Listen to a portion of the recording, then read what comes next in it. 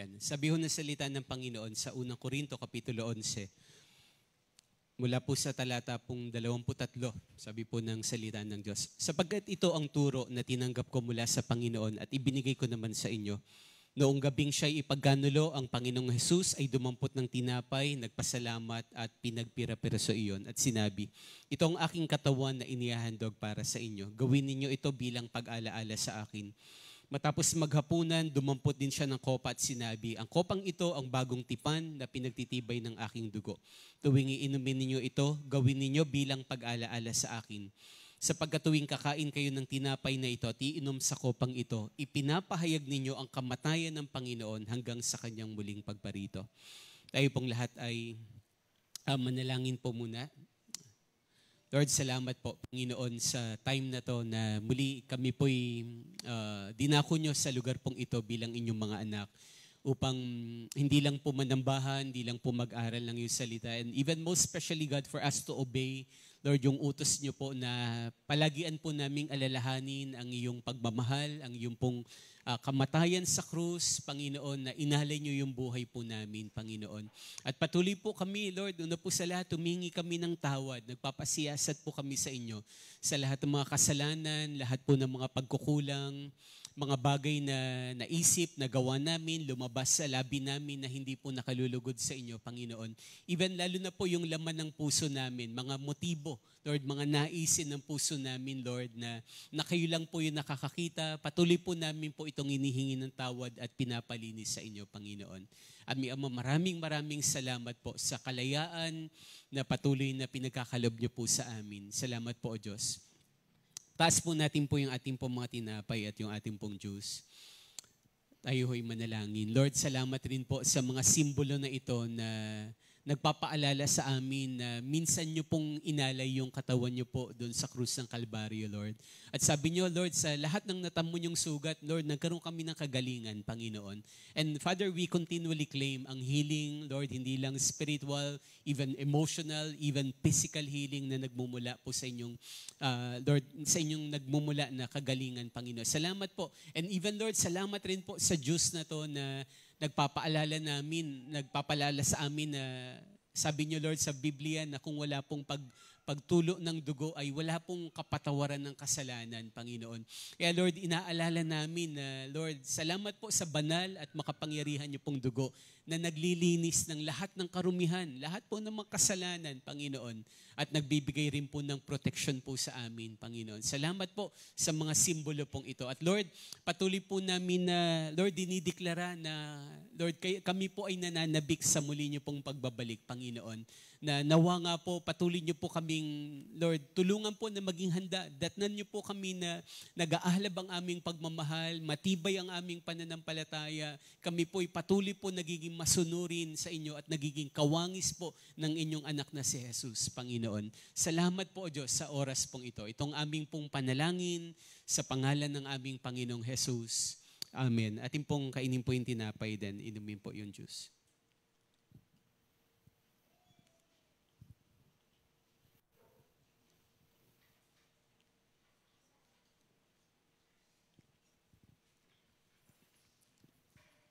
Thank you po. Amen. Sige, mari ho tayong umupo.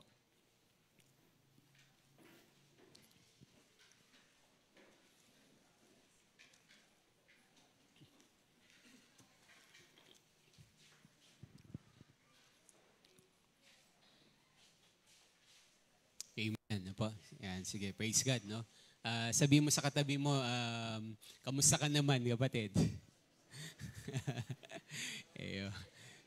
Yan, okay, no? Nawa ay tayo po'y patuloy po na nagpapala po na ano man po yung ating pinagdaraanan po sa buhay.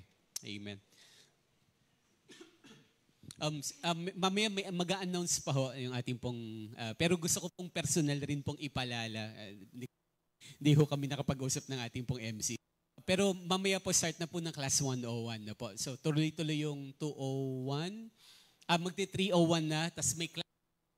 Lahat po ng hindi nakakapag-class 101 pa, maaari magpalista na po kayo at umattend ho kayo mamaya. Okay po ba? Napakita ng mga katabi mo na class 101 ka na ba? Ayan. Mamaya ho, after ng service, wag ho kayong uwi dahil start na po yung class 101. Okay? Ito ho yung membership class. No, membership class po ito. Yung 201, tinuturo ho dito yung maturity, paano tayo lalagong spiritual. Yung 301, paano ho tayo makakapaglingkuran kay Lord. Then 401, yung mission. So membership, maturity, ministry, and mission. Okay po, yung mission, hindi yung pupunta tayo sa ibang bansa o ibang lugar. Tayo ho ay tuturuan po kung paano ho magpatotoo o mag-evangelize. Yun po yung mission. Okay ho? So, yun po yung... Also, siguro yung ibang mamaya na, pero baka ka rin kasi may announce ba yung CGR? Okay ba? Yan, okay. Tsaka yung water baptism. Yan. Okay, sige ho. Yan. Okay po. Dako ho tayo sa ating pag-aaralan po. Baka sabihin naman ng MC natin, inubos ko na yung announcement. Okay. Let's open our Bibles in the book of Luke, chapter 5, verses 1 to 11.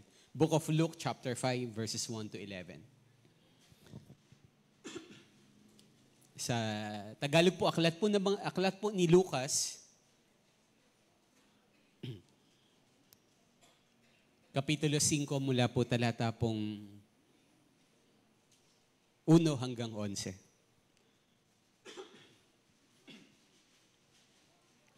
Amen. Basahin po natin ng malakas at sabay-sabay. Luke chapter 5, verses 1 to 11. Nandiyan na ho ba kayo? Nandiyan na ho ba?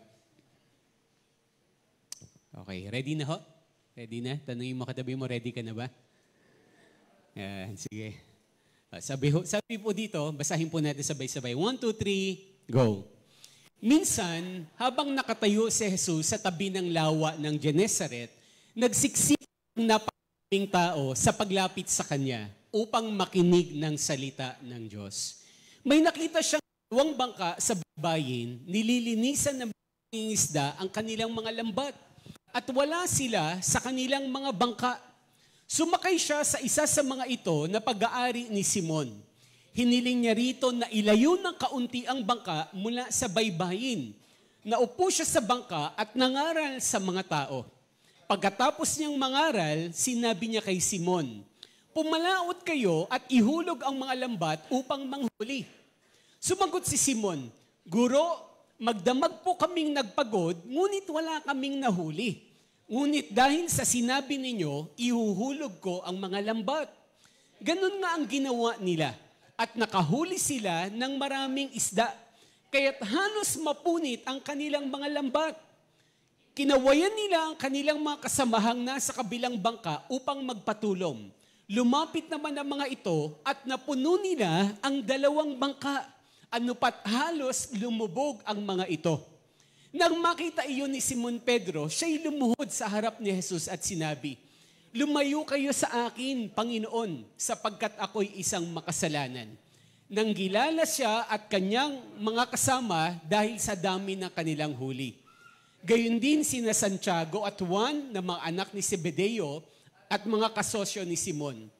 Sinabi ni Jesus kay Simon, "Huwag kang matakot, mula ngayon mga tao na sa halip ng mga isda ang iyong uhulihin." Nang maitabi na nila ang mga bangka sa pampang, iniwan nila ang lahat at sumunod kay Jesus. Ayan, pagpalain po ng Panginoon ng pagkabasa po ng kanyang mga salita. Muli ho tayong manalangin sa Lord sa umaga pong ito. Panginoon, maraming salamat po o Diyos muli sa pribileyo na pinagkaloob sa amin para po kami po ay makapag-aral lang yung salita, Panginoon. And Father, we continually ask God, Lord, ang inyong tulong, ang banal niyo pong Espiritu na siya pong, Lord, magbigay sa amin ng karunungan, magbigay sa amin ng kaunawaan, Panginoon. Even, Lord, na maghanda ng aming pong mga puso at kaisipan para sa lahat po ng mensahe na nais niyong sabihin at iparating sa amin. Father, we commit this place unto you, Lord. Pagpalain nyo kami, maging mga nanonood po ng online services na to, Lord. We also pray, God, na pagpalain at abutin nyo po sila, Panginoon. Hayaan nyo pong iparanas nyo sa aming patuloy ang inyong kabutihan. At Panginoon, tunay po, Lord, gaya ng inawit namin kaganina, Lord, hindi po kayo nagbabago, hindi kayo nagkukulang. Lord, kayo po yung Diyos noon, ngayon at bukas, kayo pa rin po, Panginoon. At Lord, masigit po naming tinitingnan kung sino kayo, kung ano yung kaya nyong gawin sa buhay namin. Higit po sa mga problema, higit po sa mga pagsubok o mga kabigatan na posible po naming pinagdaraanan, Panginoon. Lord, we pray, God, na pagpatuloy niyo pong iparanas ang katagumpayan, ang iyong kapangyarihan at ang iyong pagmamahal sa bawat buhay po namin ngayon. Salamat po, O Diyos. Ito ang aming pong panalangin sa pangalan po ng aming Panginoong Jesus. Amen. Amen. Sige, malakas na palakpak pong muli para po sa Panginoon. Amen. Apo. Ang title po ng pag-uusapan po natin ngayon ay pinamagatan ko pong pagtawag ng Panginoon. Sabihin nga natin, pagtawag ng Panginoon. Mas laksan po natin, sabihin natin, pagtawag. Sabihin natin ng Panginoon. Yan. Apo. Una ho sa lahat, ito pong pag-aaralan natin, sa totoo lang medyo na passage na ho ito. At the same time, sa totoo lang marami tayong matututunan po dito. Pero as of the moment, for this time ng pag-aaral natin, medyo ating pong magfo-focus lang ho tayo sa ilan ng mga punto na ating pong pag-uusapan na po. At nawa, ang panalangin ko, magkaroon po tayo ng mga fresh insights coming kay Lord. Bagamat matagal na natin itong nababasa, na pag-aaralan, pero nawa ang Diyos ay patuloy na magpakahayag dahil ganun naman po makapangyarihan po ang Panginoon. Naintindihan, no? Na magugulat tayo kahit na ilang beses mo na siyang nabasa, meron pa rin mga bagong mensahe at nais na sabihin ng Lord sa bawat buhay po natin. Po.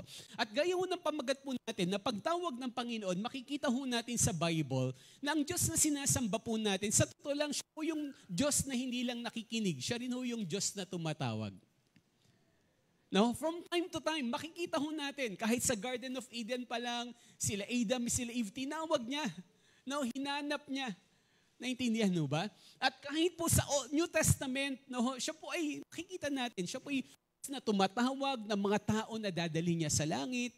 No, siya po ay Diyos na tumatawag ng mga tao po na tatawagin niya po para maglingkuran sa Kanya. Siya po ang Diyos na tumatawag ng mga tao para makaranas ng pagpapala, makaranas ng himala ng Lord. At tumatawag rin po ang Diyos sa mga tao na babaguhin niya na ayon sa wangis ng Panginoon. Naintindihan mo ba?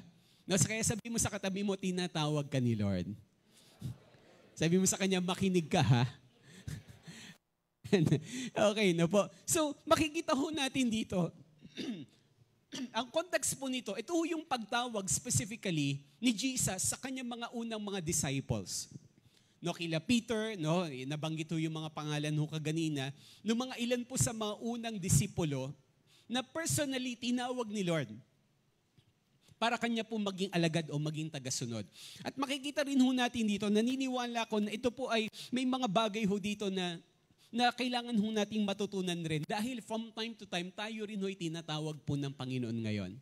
Naintindihan ho ba? Let's go back to verse 1. So sabi po in verse 1, balikan po natin yung verse 1 para makita ho natin rin po yung context ng pag-aaralan natin. Sabi ho dito, minsan habang nakatayo si Jesus sa tabi ng lawa ng Genesaret, nagsiksika ng napakaraming tao sa paglapit sa Kanya upang makinig ng salita ng Diyos. Yan. So makikita natin talaga, even right from the start, nakikita ng mga tao yung kaibahan ng Panginoong Jesus. Intindihan mo ba? Kasi sabi ng Bible, nakikita ng mga tao, iba yung pagtuturo ni Jesus comparing dun sa mga ordinary teachers during their time. Salamat po, Brother Joey. No, bakit si Jesus, hindi lang siya nagtuturo ng may karunungan, sabi ng Bible, nagtuturo rin siya ng may kapangyarihan. No, bakit? Kasi nakikita yung pagbabago ng buhay ng mga tao na natuturuan niya. Naintindihan mo ba? At sabi doon, sabi ho ng Bible, kaya nga di ba, kataon, sa pagtuturo, 5,000 agad yung lalaking nandoon, bukod pa yung babae at mga bata. So, libo-libo ho yung nakikinig kay Jesus during his time na nagtuturo siya. At ang sabi ho dito ng Bible, sa sobrang daming tao na gustong makinig ng salita ng Diyos, halos nagsiksikan ho sila. Naintindihan ho ba? Pero po, sabi ng verse 2, sabi diyan, may nakita siyang 2 bangka sa baybayin, nililinisan ng mga mangingisda ang kanilang mga lambat at wala sila sa kanilang mga bangka. No? Kasi during their time, wala hong microphone, wala hong speaker, wala hong mga amplifier. No? Ginagamit po, no, during their time, hindi lang si Jesus, kahit mo sino pong mga nagtuturo dati, ginagamit nila yung nature. No, kaya kung mapapansin nyo, madalas magturo si Jesus sa tabi ng bundok, bakit ginagamit niya yung echo? No, para mag-bounce back, para makaabot yung pagtuturo niya. And even during their time, even po yung hangin ng galing ho sa dagat, ay ginagamit niya ho yun para po pampalakas ng boses niya.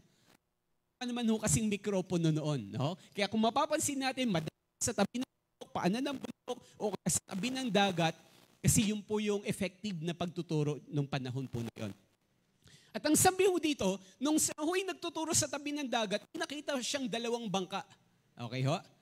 No, dahil, tiyak ho ito, umaga na ho ito, o kaya baka tanghali na. So may 2 bangka ho doon na, kumbaga nandun lang ho sa may pampang, at ang sabi ng Bible, meron siyang piniling isang bangka. At ang pinili niya hong bangka ay yung bangka ho ni Pedro, ni Simon Pedro.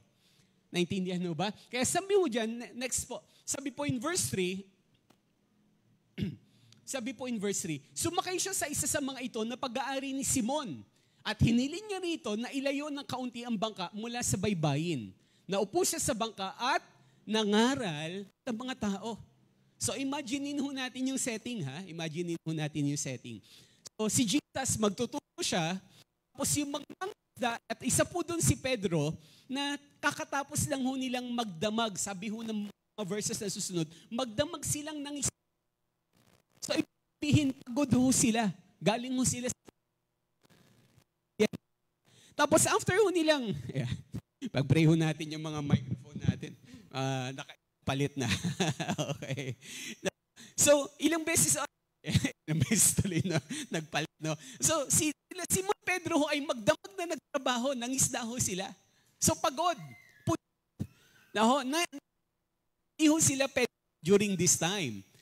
Naintindihan mo ba? So yun po yung sitwasyon. And sa medyo kalungkot na sitwasyon dito, bakit? Kasi sabi ng Bible, wala ho silang nahuli kahit kakaunti. Wala hong nahuli na isda, yung mga mangisda na ito. No? Para bang imagine natin, halimbawa jeepney driver ka o kaya taxi driver ka. No? Na magdamag kang pumasada, no? Uwi mo ng bahay, wala kang naiabot sa misis mo. No, ang nakuha mo alikabok at putik ng sasakyan. Ano ba? Nasusundan po. So pagod ka na, wala ka pang pera. Siguro baka dahil nalatan ka, nasiraan ka, baka abonado ka pa. No? Naintindihan mo ba? At ganun ho yung sitwasyon dito nila Simon. Naintindihan mo? Pagod na, malungkot pa dahil walang kita. Then all of a sudden, si Jesus magtuturo, sasabihan pa siya na, Simon, hiramin ko muna yung bangka mo, ha? No? Tapos sabi pa ng Panginoon, pwede bang iurong mo na rin ng kaunti? So imagine mo, so si Simon Pedro, siya ho ay naglilinis ng kanyang mga lambat. No? Nung gamit niya ho sa trabaho niya, linilinis niya na. No? Dahil nga pagod siya, gusto niya na mauwi siguro. Pero during this time, tiyak po, hindi ho siya makauwi dahil gamit ni Jesus yung bangka niya. Naintindihan mo ba? At no choice so si Simon Pedro, kailangan niya humakinig. Naintindihan no? Kaya makikita rin ho natin dito, alam niyo po, mga kapatid, no, marami hong mga tao ang gustong makinig ng salita ng Diyos. Pero sa totoo lang, pumipili siya ng mga tao na higit yung pong pakikinig ng salita ng Diyos. Yan ho ba? Nasusundan ho ba? Naghahanap po siya ng mga tao na ipapagamit ho yung bangka ho nila para ho sa Panginoong Jesus. No? Na makikita po natin na, alam nyo, natutuwa nga ho ako, no? One Bible studies po nung this week ho. No? Napakahalaga na kailangan mapaalalahanan, ang Diyos ho ay nagsasalita, kaya kailangan ho natin pong makinig. No, kaya ang Lord ho, makikita natin, the first point na gusto nating ipaalala po dito, ang Diyos ay tumatawag ng mga tao hong handa hong makinig o yung pakikinig po ng salita ng Diyos. Kasi ang Lord ay nagsasalita. Sabi mo nga, ang Lord nagsasalita. No? No, ang Lord ho, kailangan ho nating mapaalalahanan, ang Panginoon, hindi lang ho siya tuwing Sunday service nagsasalita. Hindi lang ho tuwing Bible study siya pwede ho mangusap po sa atin. Kahit saan bahagi ho ng buhay natin, kahit na ikaw pa ay nagbabakasyon, kahit na ikaw pa ay nagtatrabaho, ang Lord handa siyang magbigay ng direksyon sa'yo. Gusto ko niyang gabayan. Hello? Naintindihan mo ba? Minsan, no, kapag umaattend tayo ng church, maraming umaattend ng church para makinig ng salita ng Diyos. Pero sa totoo lang, meron pong mga kailangan po na puso na katulad po kay Simon Pedro na handa hong ipagamit ng bangka, paupuin ng Panginoon na tahayaan ho ang Diyos salita ho para ho sa Kanya. Kasi may mga pagkakataon sa buhay natin, para bang akala natin magsasalita lang si Lord kapag ka nasa church, pagkapatungkol sa paglilingkuran, sa mga spiritual na bagay, hindi ho. May pakialam ho ang Diyos kahit ho sa mga trabaho ho natin. Amen ba? Sabi mo sa katabi mo, may pakialam si Lord sa'yo. No? Kahit sa pag-aral mo, kahit sa paggawa mo ng bahay, naintindihan mo ba? Meron siyang gustong sabihin sa atin. Kailangan lang ho natin pong makinig. Naghahanap siya at tumatawag siya ng mga handa pong makinig ho sa Kanya sa lahat ng Kanyang sasabihin. Wag ho nating ang Diyos. Naintindihan. Alam niyo po, una po sa lahat ako, di ko alam kung napansin niyo po, no, na kahit ho nandyan sa likod, ano mo nga yung mga verses, kapatid? Tama ho ba? Kahit nandyan sa likod, nababasa niyo na ho lahat. Tama ho ba? Wala na hong gumugulo. Hello? Nababasa niyo ba ng malinaw na? Wala na hong reflection ng light? Tama ba? Hello? Parang hindi niyo napansin, ah. Di ba? Nung una, di ba? Kung mapapansin niyo, parang gumaganyan pa tayo, humahanap pa tayo ng anggulo, eh. No? Para lang makita natin ng malinaw lahat ng salita. Tama ho ba? O meron pa ho dyan? Meron part dyan ng na dito sa upuan natin na hindi ho nakikita yung mga letra ng lahat. Wala na. Dito sa harapan, tama ho ba? So wala nang dahilan para hindi magbasa. Ah. Tama ho ba? Danyan sa gitna, wala na. Tama, sa likuran ho, okay, praise. No? Alam niyo, gusto ko lang po ikwento ho ito kung bakit. Sa totoo lang, nung kinabit ho namin to nila Brother Gilbert, si Brother Gilbert, nagkabit niyan sila, Kuya John, eh, no? Alam niyo, kakabit pa lang, naku po, may reflection, patay na. Ang hirap basahin. No, kailangan mong umanggulo, hindi lang kapag nagsiselfie, even pagbabasa, kailangan mong umanggulo para mabasa mo ng maayos. No, at alam niyo, ilang panahon, no, kung papansin niyo, simula pagkabit, ay talagang ilang panahon, nagre-reflect. Ang hirap magbasa, ang hirap sumabay, kaya may time, di ba, na yung pagsasalita, hindi maituloy-tuloy yung pagbasa, eh. No? At alam niyo, ilang panahon, sinusubukan ho naming pag-aralan kung paano matatanggal yung reflection.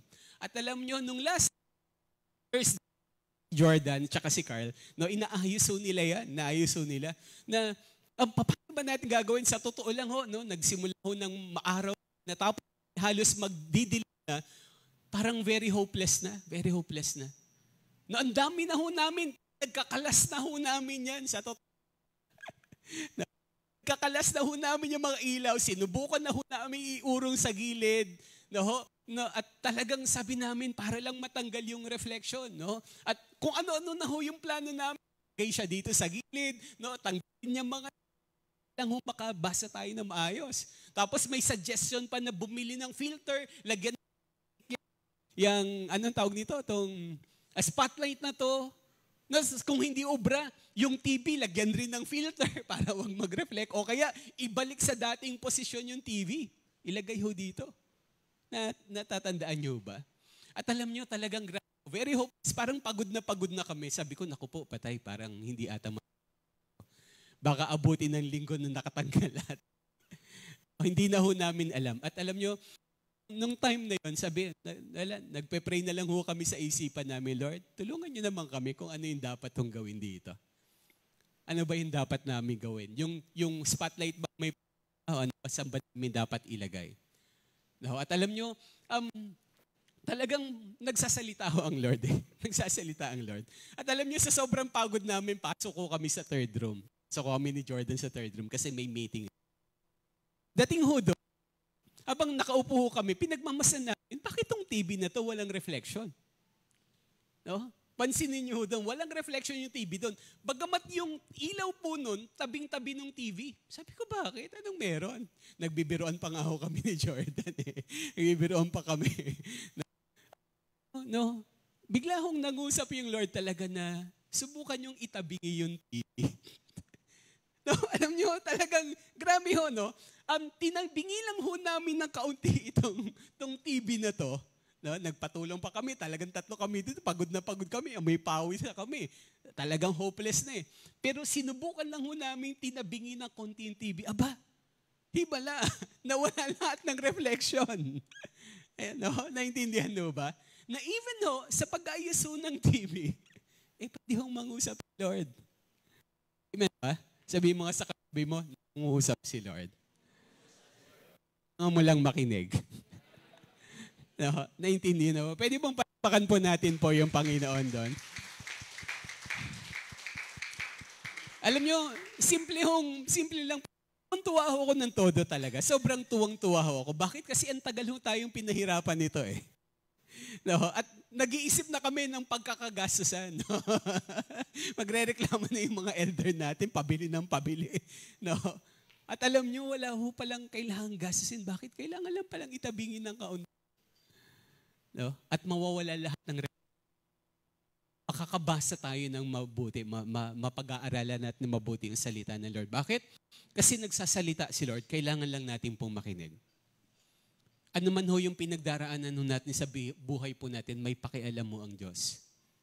Kahit sa paglalaba mo, kahit sa pagluluto mo, kahit sa pagdinegosyo mo, kahit sa pag-aaral mo, kahit sa paglalove life mo, may gustong sabihin ang Lord sa'yo.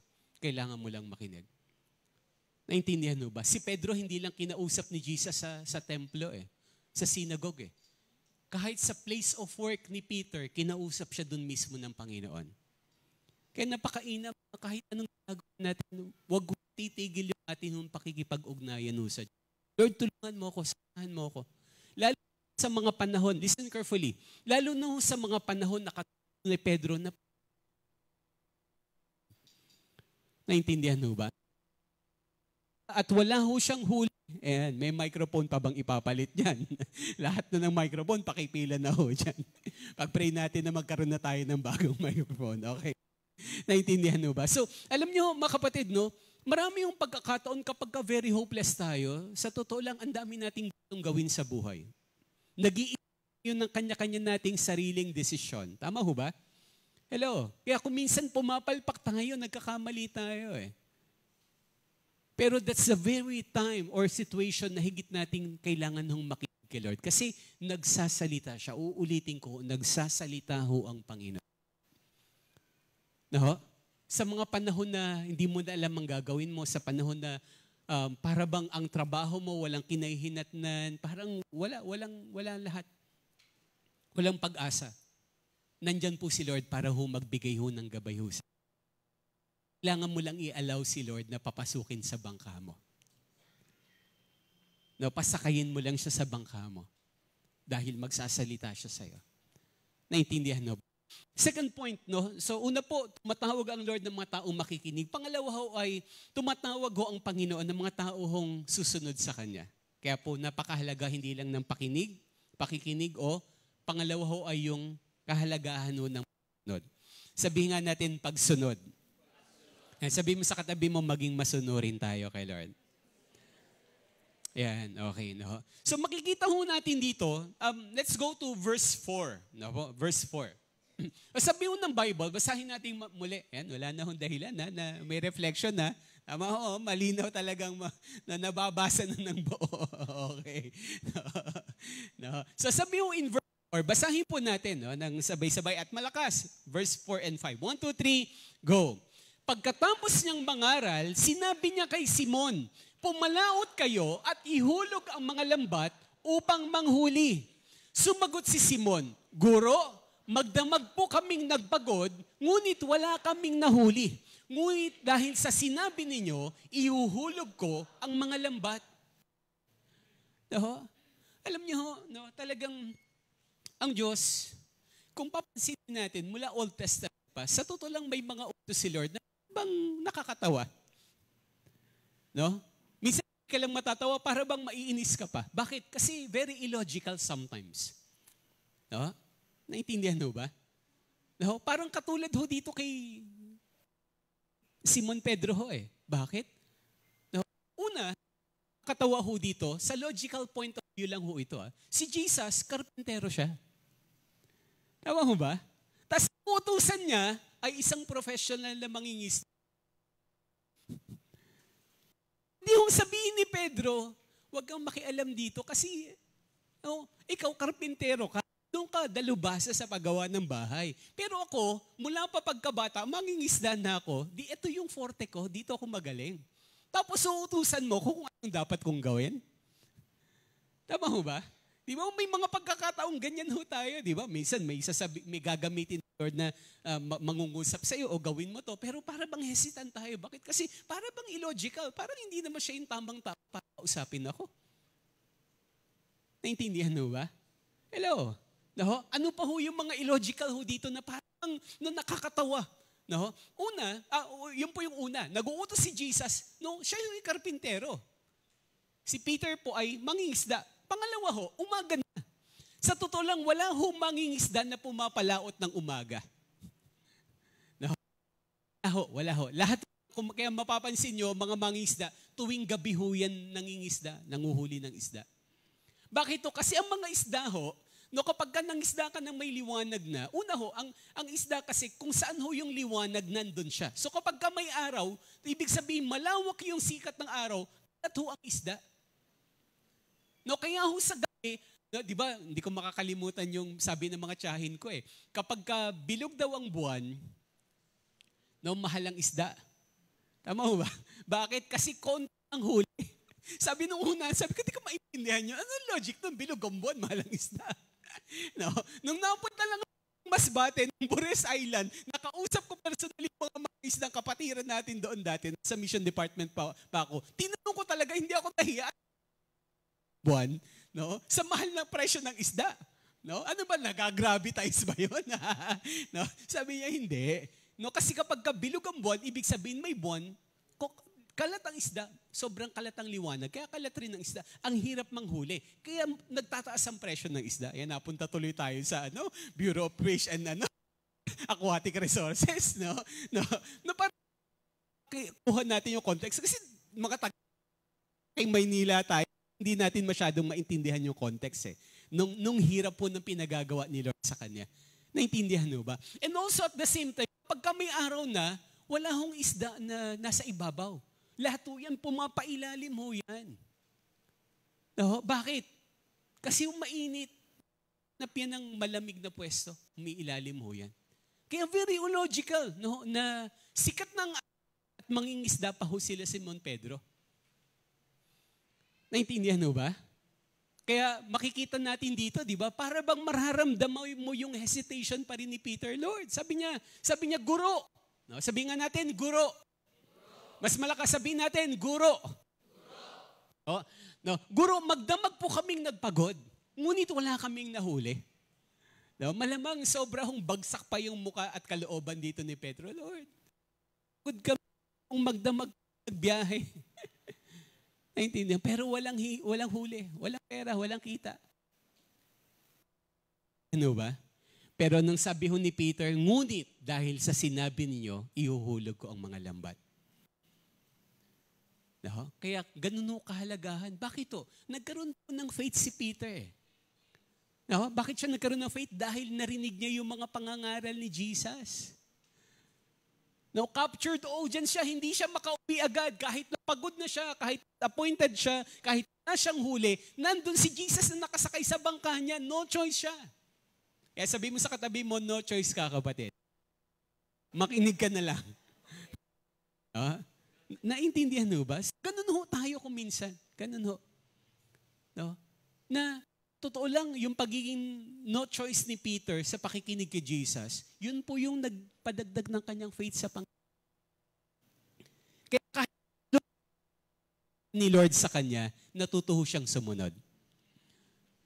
Naintindihan mo ba? Sa totoo lang, marami hong pinagagaw ang Lord sa atin na para bang kung papansinin natin sa lungat sa takbo ng mundo.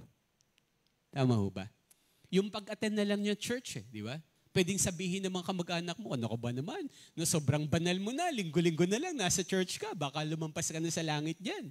Di ba? Hindi ba pwede namang panahon na lang yan para sa pagpapahinga mo o paggawa mo ng gawaing bahay? Very illogical sa paningin ng tao. Naintindihan mo ba? Pero every time na sumusunod tayo kay Lord, nandun yung pagpapala ho ng Diyos. Amen ho ba? Nandun ho yung himala ng Diyos.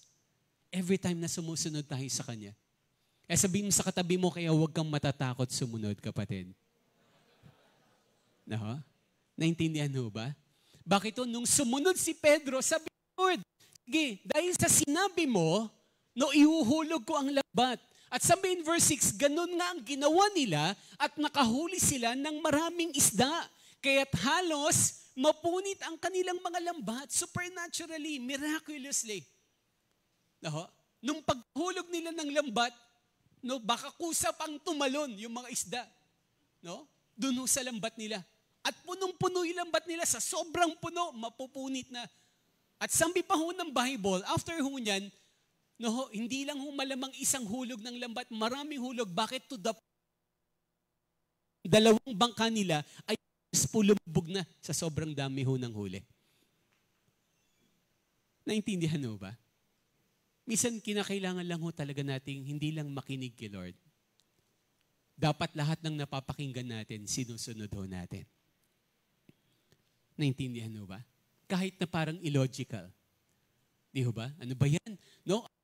Church, practice pa. Ano ba yan? May classes pa. After ng Lord, meron pang classes. Ano ba yan? Sobra-sobra naman na ata yan. Logical. Tama ho ba? Hello, nandyan ho ba kayo? Makate, nandyan ho ba? Klaw ng ating pong kaipan Ano ba yan? Naku, baka pera-pera naman yung church na yan. Bakit nagtuturo ng tithes and offering? Very illogical. Tama ho ba? Na susundan ho ba? Hello? No? At alam nyo, even from the Old Testament, makikita ho natin, marami hong utos si Lord, illogical. Si Noe, pinagawa niya ng barko, tama ba? Wala namang ulan, wala namang baha. Tapos pagagawin si Noe sa ibabaw ng bundok, kaya ang tingin ng mga tao sa kanya, may topak may toyo Tama ho ba?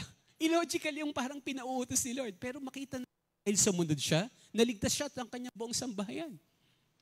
No, another example. Di ba ang daming example Di ba si Joshua? Tama ho ba? No, nung sabi ng Lord sa kanila, sige, para gumuho yung Jericho, ikot kayo 7 beses At walang maingay Di ba? Naintindihan ho ba? Ano kinalaman nito sa pagkatalo ng mga kalaban namin? No? Si Jehoshaphat, di ho ba? Makikipaggera. Sabi ng Lord sa kanila, pumili ka ng mga singers, ng mga musicians, at sila yung paunahin mo. Di ba? Parang bang Lord, ano ba yan? Bakit ganun? Tama ho ba? Dapat ang paunahin namin yung mga matatapang, yung mga makikisig, yung mga malalakas yung katawan. Tapos ang paunahin namin, mga awit at sumasayaw. Very illogical. Pero dahil sa pagsunod nila, kahit illogical, pinagtagumpay sila. That's the time na lalong higit na naghihimala at gumagalaw ang Lord. Naintindihan mo ba? I can give you so many examples sa Bible. Isa pa ho, naalala ko, si Naaman. Di ba? Yung may ketong, may sakit sa balat na ketong. Di ba? Sabi ng propeta sa kanya, lumabog ka sa Jordan River. Anong sagot ni Naaman? Ano ba yan? Bakit naman dito? Ang pangit ng ilog dito. Pwedeng sa ilog na lang namin, linis-linis, at saka mabangon.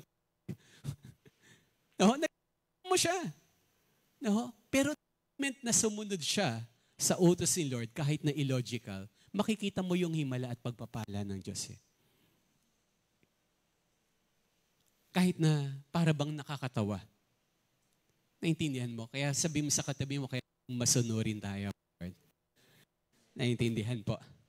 Alam niyo ho, naalala ko tuloy yung isang story. Meron nung isang pastor, ang pangalan niya si David Wilkerson. Di ko makalimutan yung patotoo niya. Siya ho ay ginamit mightily ng Lord sa Amerika, specifically sa New York City na kung ako yung mga gang wars, yung mga patay ng mga kabataan. So si David, bata pa lang mo siyang pastor, pero alam niyo, one time, siya ho ay kasi ang ginagawa niya after niya pong after niya ho sa church, uwi siya ng bahay, manonood siya ng TV, ng mga balita at kung ano-ano pang mga TV program sa gabi. No?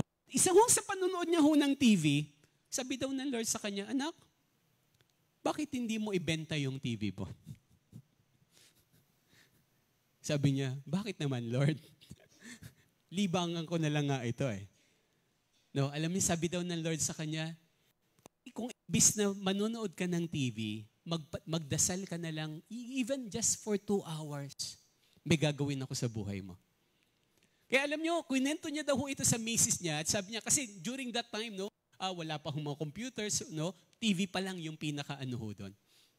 Kumbaga pinaglilibangan talaga ng tao. At alam nyo, sabi niya, kuda rin siya, even yung asawa niya, bakit naman ba? Ba't kailangan mong ibenta? No, sabi eto kasunduan natin. Kung talagang galing kay Lord yung narinig kong boses, etong gawin natin. Ibebenta natin to, ipopromote natin sa newspaper tong TV na to. No? So siya so dati, no, ganun pa. May ads pa sa newspaper. Sabi niya, ibebenta natin ng $100 ito. At sabi ni David Wilkerson, no, kapag yan ay within 30 minutes na after na lumabas ang newspaper sa kalsada, may tumawag sa atin, kalooban ni Lord na ibenta. Pero after 30 minutes, hindi. No, grabe ho yung kanyang Lord, ayan. Okay. Pag-pray natin yung microphone, no? So, no, at alam nyo, sabi ho, no, pagkalabas ng ads, mga kapatid, pagkalabas ng ads, sabi ho, yung story ni David Wilkerson, after 29 minutes, bigla hong may tumawag daw sa bahay nila at sabi, interested ako sa TV mo, magkano ba yan? At sabi niya, $100, sige, kukunin ko yan. At alam niyo, grabe ho, talagang nakita niya pinatunayan ng Lord. At alam niyo, simula ho nun, listen carefully, story, simula ho nun, sabi niya, imbis na kung dati, nanonood siya ng mga palabas sa TV tuwing gabi for 2 hours, nag-spend siya ng time ng 2 hours ng prayer sa Panginoon. At simula nung kanyang pananalangin for 2 hours a day, every night, nakita niya ho yung direction ng Diyos. No? At paglago ng gawain ng Panginoon. Ginamit siya mightily ng Lord. Kaya nabuo niya ho yung tinatawag na Teen Challenge sa Amerika. Na kumalat po ito sa buong mundo halos. Yung Teen Challenge Ministry, na kung saan ginagamit ho siya. At alam nyo, ang dami niyang patutuo ho doon na no, sila ho ay, no, ang dami hong na-born again ng mga kabataan na pumapatay, no, sangkot sa mga droga, sangkot sa mga illegal na gawain, mga nakawan na buborn. At yun ho yung naging miyembro niya. Doon ho siya tinawag ng Lord. Naintindihan ho ba? Alam nyo, naniniwala ho kung may mga bagay na sa totoo lang, sasabihin ni Lord sa'yo, anak, suko mo sa akin yan. Kasi yan yung umaagaw sa akin ng attention mo sa akin. Yan yung distraction sa Bible reading, sa prayer time. Hindi ka makapag-focus sa pag-spend time mo sa akin kasi may mga bagay na umaagaw eh. Naintindihan ho ba? Nasusunod ho ba? Nandyan ho ba kayo? No, sa totoo lang, alam nyo, talagang mayroon ho kung tinitrain rin ho na isa hong young adult rin na sabi niya, Pastor, gusto kong matutong mag-preach, gusto kong matutong mag-pastor. Sabi ko, nagbabasa ka ba ng Bible? Dapat nagbabasa ka ng Bible. Gusto mo mag-preach, dapat nagbabasa ka araw-araw. Nabasa mo na ba yung buong Bible? Basahin mo muna yung buong Bible. Naintindihan mo ba? No, kasi sabi ko nga, in-encourage ko itong kapatid na to. Sabi ko, isa ho siyang natin sa isang lugar sa sabi, gusto mo talagang mag-preach, no? Sabi, kailangan mong matuto ng Bible. No? Kasi sa totoo lang, kahit 30 minutes a day lang, mababasa mo ang buong Bible ng 2 beses. No? Kung magbabasa ka lang ng Bible 1 hour a day, 3 times mo nang mababasa yung buong Bible for naintindihan? Bakit? Kasi para magbasa ka lang ng Bible 3 chapters a day, mga 5 to 10 minutes lang ho yun. No? Once a year, mababasa mo na Genesis to Revelation. Magbabasa ka ng 5 to 6 chapters a day, mga 30 minutes lang ho yun na pagbabasa. Hello? 2 beses mo nang mababasa ang Bible. Magbasa ka lang ng 10 chapters a day, 3 times mo nang mababasa ang buong Bible. Tiyak ho yan, mga kapatid. Nasusundan ho ba? Hello, nandyan ho ba kayo? No? Kaya nga, pagka tinanong mo, nagbabasa ka ba ng Bible? Gano'ng katagal? Nagpe-Facebook ka ba? Gano'ng katagal? Tama ho ba? Pagka nag-Facebook tayo, nag-YouTube tayo, nag-Netflix tayo, lalo na, mahina ho ang isang oras. Mahina ho ang isang oras. Naintindihan ho? At sabihin, pastor, naglilibang lang naman ako. Pampatanggal pagod lang. Para lang bago matulog. Tama ho ba? Hello, nandyan ho ba kayo? Pero kung ipagbabasa ho natin ng Bible, tiyak ko mas marami hong gagawin ng Lord sa atin. Parang katulad ni David Wilkerson. No? Mas lumago ho yung gawain ng Panginoon. No? For 2 hours a day. Nung binenta niya yung TV niya, kaya sabihin sa katabi mo, benta mo na TV mo, kapatid. Sa gabal yan. Hindi ho TV, cellphone. And then, alam niyo, then pangatlo, so, ang Lord ho ay tumatawag, hayaan ko na ho ang banal na Espiritu ng Lord ang mangusap po sa atin kung ano yung dapat mong isuko sa Kanya. Amen ba?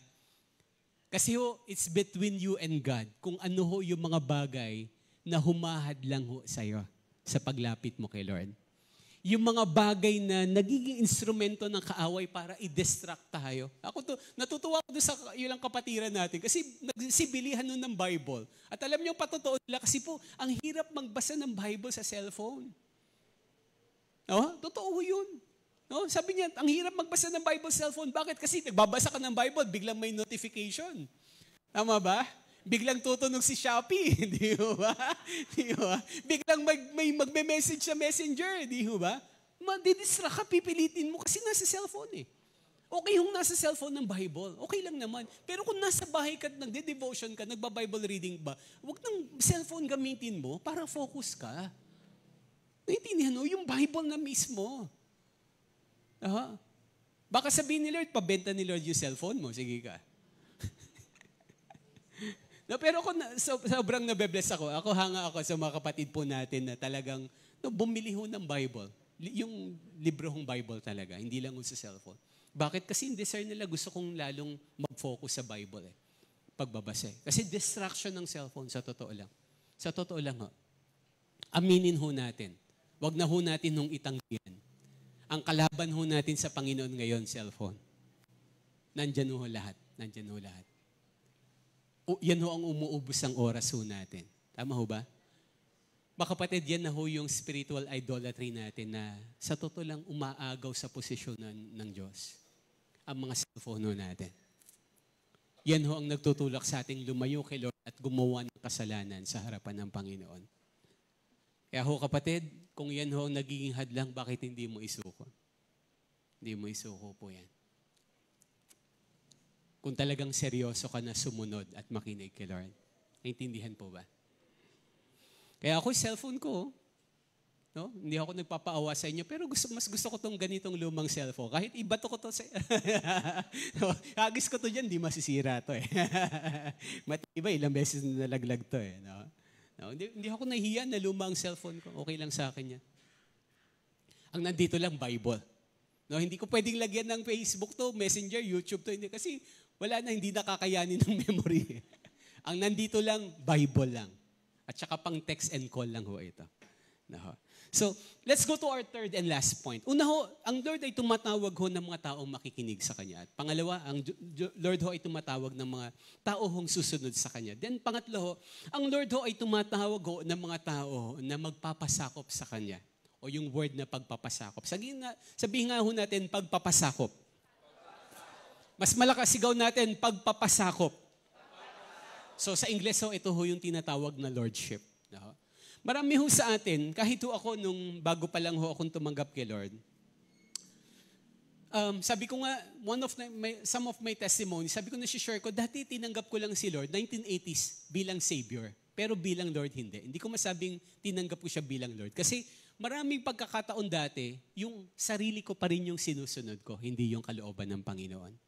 Tagapagligtas ko siya, yes. Kasi ayoko mapunta ng impyerno. Natatakot akong mapunta ng impyerno. Gusto kong pumunta ng langit. Kaya tinanggap ko siya talagang wholeheartedly, Lord, kailangan kita bilang Savior ko. Pero bilang Lord, sa totoo lang parang hindi ko agad siya naintindihan yung Lordship ng Panginoon. At ito ho yung salita hong pagpapasakop. Sabihin natin, pagpapasakop. May gusto ko lang po kung ipunto sa inyo. Let's go back sa verse 5, kapatid. Then, talon po tayo sa verse. After ho ng verse 5, talon ho tayo ng verse 8. Okay, basahin ho natin. Ha? Basahin ho natin ng malakas. 1, 2, 3, go. Sumagot si Simon, Guro, magdamag po kaming nagpagod, ngunit wala kaming nahuli, ngunit dahil sa sinabi ninyo, iuhulog ko ang mga lambat. No? Please take note. Paano niya ho in-address si Jesus during this time in verse 5? Guro. Guro. Sa po ay teacher. Although sa ibang salin ho ng Bible, master. Pero pagka tinignan niyo po yung original Greek word ng master, ibig sabihin lang nun, person in authority. No? Position. May kinalaman ho sa posisyon. Pero pagdating ng verse 8, no? Talon ho tayo sa verse 8 ha. Nang makita iyon ni Simon Pedro, siya'y lumuhod sa harap ni Jesus at sinabi, samahan niyo po ako. 1, 2, 3, go. Lumayo kayo sa akin, Panginoon, sapagkat ako'y isang makasalanan. Ayan. So nakita ho natin yung transition. Bago ho yung kanyang pagsunod, bago ho yung himala ng Lord, ang tingin niya kay Jesus, isang guro lang. Positional na teacher lang. Pero after niya hong nakita ho yung himala at kapangyarihan ng Diyos, sabi niya, Panginoon ko. Panginoon ko. Alam niyo, naniniwala ako, posible hong nandito tayo ngayon, nakikinig tayo, natututo tayo, nakikilala natin si Lord na kailangan natin siya bilang teacher ng buhay natin. Pero higit rin ho natin kailangan ang Panginoong Jesus bilang Panginoon, Lord ng buhay ho natin. Hindi lang po bilang isang teacher. Kailangan natin mag-transition from guro bilang Panginoon ng buhay ho natin. No? At alam nyo, sabi ho in verse 8, sabi ho dyan, verse 9, tuloy ho natin, nang gilala siya at ang kanyang mga kasama dahil sa dami ng kanilang huli. Verse 10, gayon din sina Santiago at Juan ng mga anak ni Zebedeo at mga kasosyo ni Simon. Sinabi ni Jesus kay Simon, huwag kang matakot. Wala ngayon mga tao na sa halip ng mga isda ang iyong uhulihin. Then verse 11, let's read all together verse 11 ng malakas. 1, 2, 3, go. Nang maitabi na nila ang mga bangka sa pampang, iniwan nila ang lahat at sumunod kay Jesus. Alam nyo, makikita mo na kung si Lord ang Panginoon ng buhay mo talaga. No, sila ho yung mga tao gumagawa ng mga bagay na alam mo kahit na mahirap para lang po sa Panginoon. Bakit to? So ulitin ko makita ho natin yung transition, sabi ni Pedro noong una, guro lang. Pero nung nakita niya yung kapangyarihan ng Lord, sabi niya, Panginoon ko, lumayo kayo sa akin, ako'y isang makasalanan. Then afterwards, sabi ni Jesus, huwag kang matakot. Kasi dati, nangingisda ka ng isda, literal na isda. Pero ngayon, mangingisda ka na ng tao. Mga tao na huhulihin mo. Naintindihan mo ba? Kaya anong sabi ho ni Pedro dito, sabi ho ng Bible, afterwards, tinabilang nila yung bangka nila sa pampang. Sabi ho dito, iniwan nila ang lahat at sumunod kay Jesus. Ano ho yung lahat dito? Sabihin nga natin lahat. No? Ano ho yung lahat dito? Iniwan ho nila yung bangka. Tama ho ba? Iniwan ho nila yung negosyo nila. Tama ho ba? Yun yung kabuhayan ni Pedro eh. No, iniwan nila yung maraming isdang huli. Tama ho? At sabi ho sa ibang salin, kahit nga tatay niya, iniwan niya para lang sumunod kay Lord eh. No? Alam niyo, may mga tao hong kaya hong iiwan ho ang lahat para ho sa pagsunod kay Lord. Sa totoo lang. At sila ho yung mga tao ho, nakakaalam kung yung kanilang tunay hong kalalagayan sa harapan ho ng Diyos. Ulitin ko, papakinggan niyo ho mabuti. Napakahalaga ho nito. Yung mga tao hong kaya hong iwanan ng lahat, kaya ho nilang gawin yun. Bakit? Sila ho yung mga taong higit pong nakakaalam kung ano yung kanilang totoong kalalagayan sa harapan ho ng Panginoon eh. Naintindihan mo? Alam niyo, sa totoo lang, napakapalad ho natin. Tayo mga nandito, sa totoo lang, iniligtas ho tayo ng Diyos sa kapangyarihan ng kasalanan.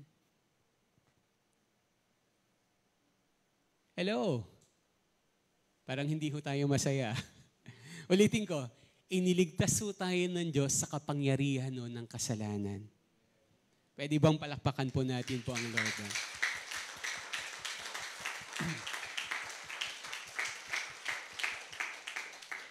Anong ibig sabihin po nito? Anong ibig sabihin? Iniligtas tayo ng Lord sa kapangyarihan ng kasalanan. Kasi alam nyo, di ba nung wala pa tayo, hindi pa natin siya Panginoon ng buhay natin. Gumagawa tayo ng kasalanan. Bakit? Kasi wala tayong choice. Tama ho ba?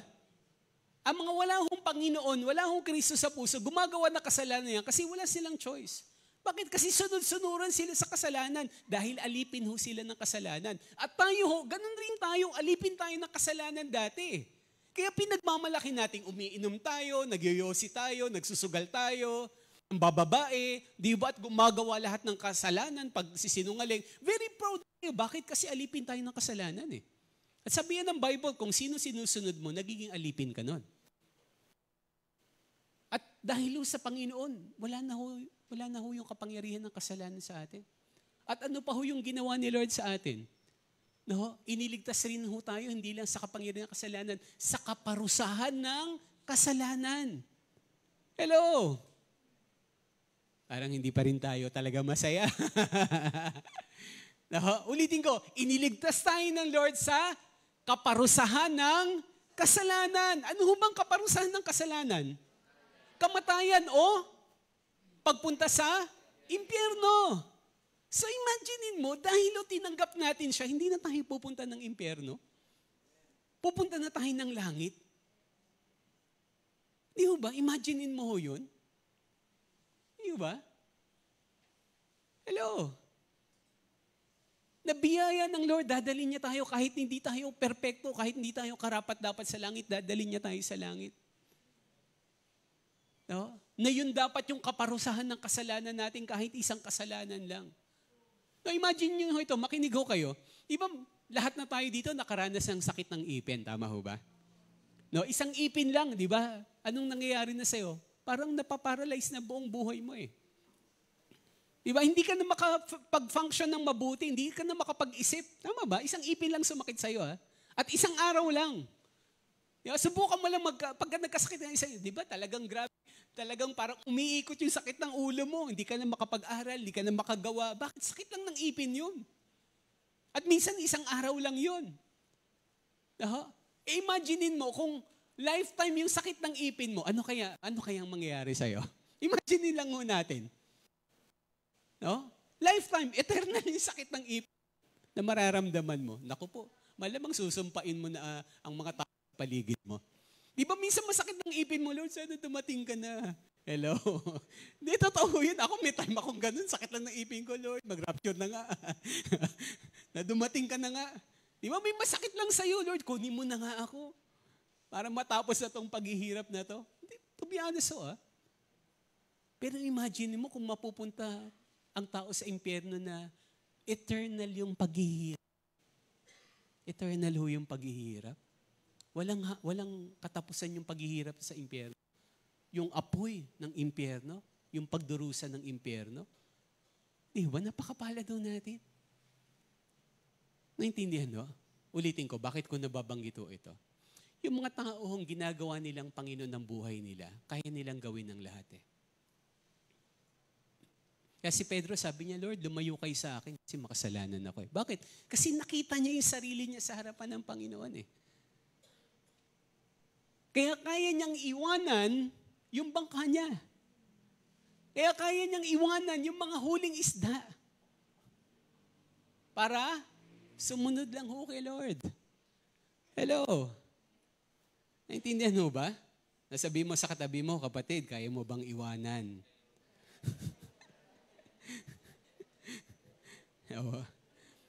Hindi ko alam kung ano ho yung mga bagay na ipapaiwan ho ng Lord sa atin. Pero definitely ho, definitely. Hindi ho pamilya mo.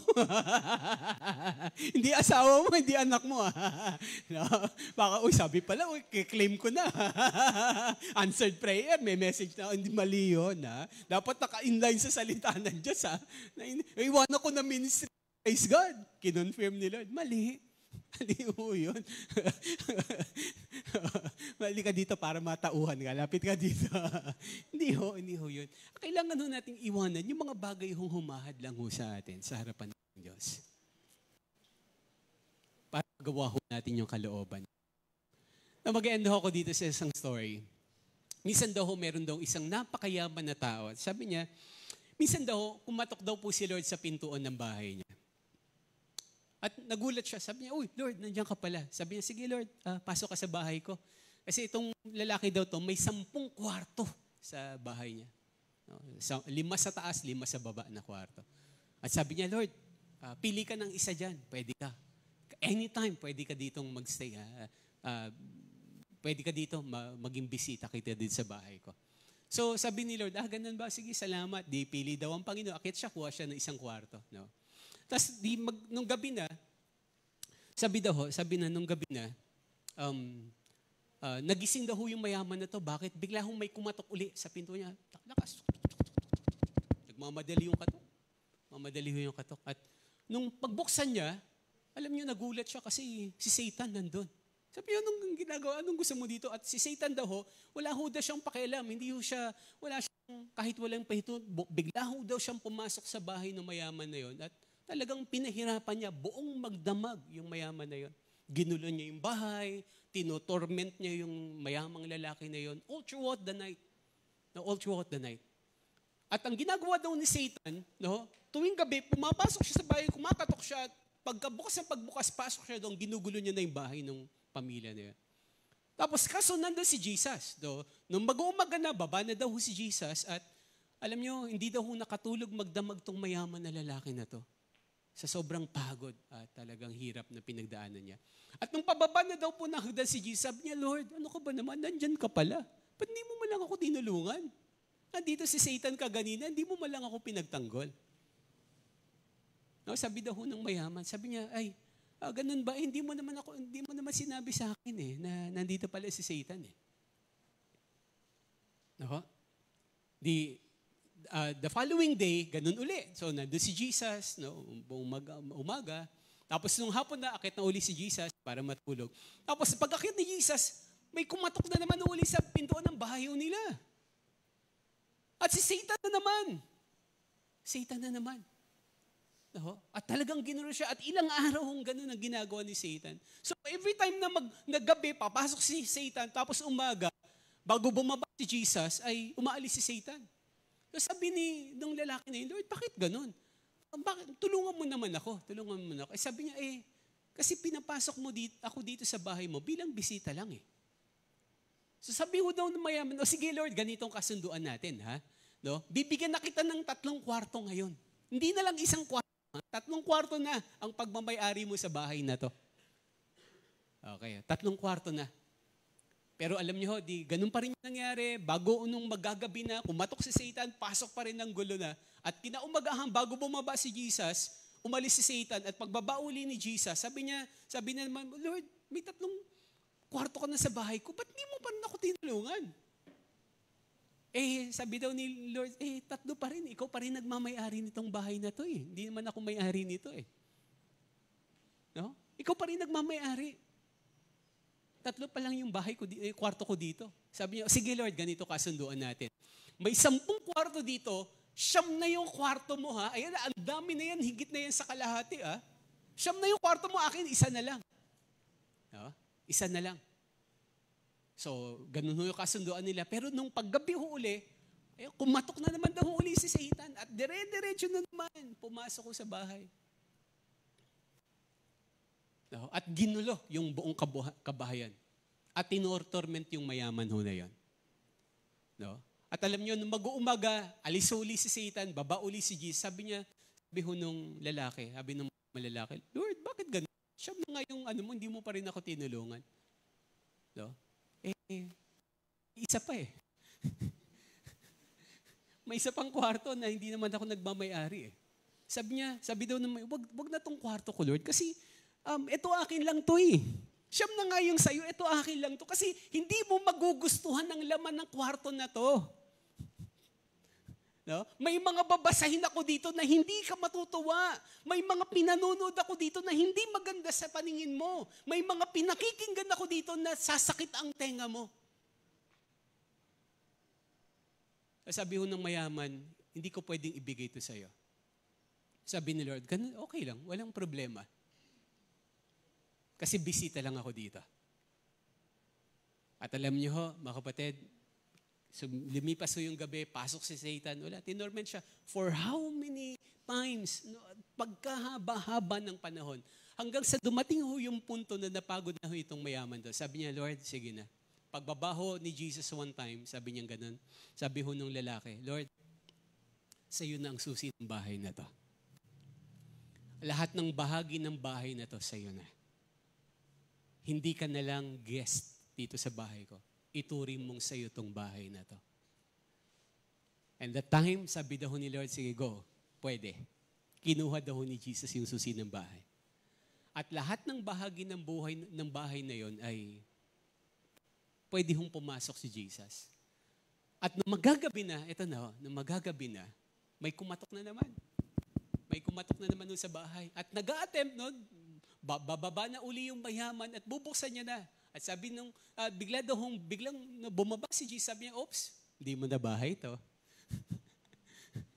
Hindi na ikaw ang magbubuksan kasi ako na may-ari ng bahay na to. At sabi doon ng mayaman, sige po, Lord, dahil nga bahay mo na to eh.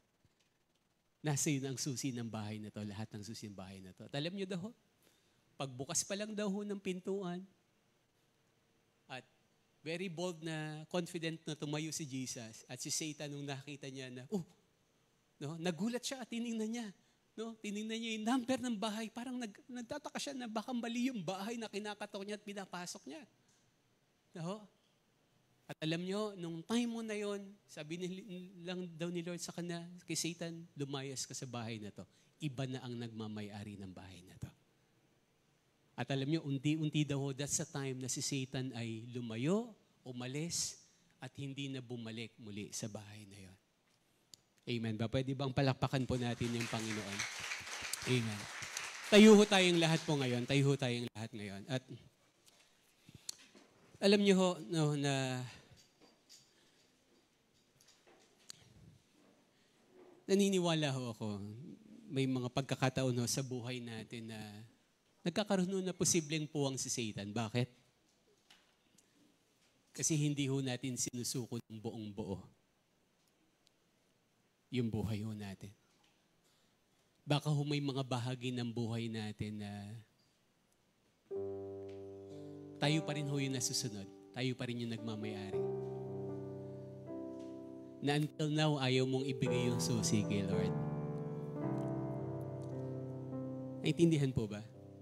Until now, ayaw mong ibigay susi. Kaya, alam niyo, to the point na halos, pagod na tayo, hirap na ho tayo. Hindi na ho natin alam yung gagawin natin. Tinutorment na tayo ni Satan. Paulit-ulit. Walang katapusan. But if we will just allow Jesus to take full control ng buhay ho natin. Nasabi ko po, mga kapatid, sa inyo, dahil